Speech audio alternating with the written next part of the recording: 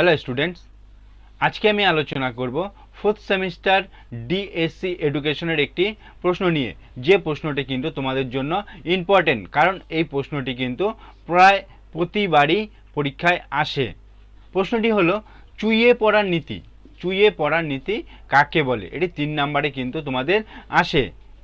কি বলছে এখানে? চুইয়ে পড়ার নীতি। চুইয়ে পড়ার নীতি হলো যে লর্ড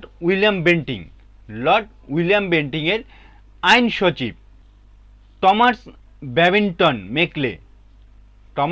ব্যাবিংটন মেকলে তিনি প্রাচ্যত্য ইংরেজি শিক্ষায় বিশ্বাসী ছিলেন।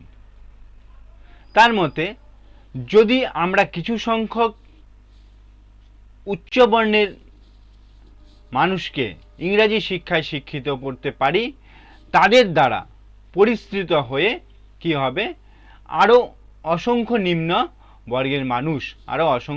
বর্গের মানুষ কিন্তু ইংরাজি শিক্ষা শিক্ষিত হতে পারবে। তার এই ধারণাকেই কি বলা হয়? চুইয়ে পড়া নীতি বলা হয়।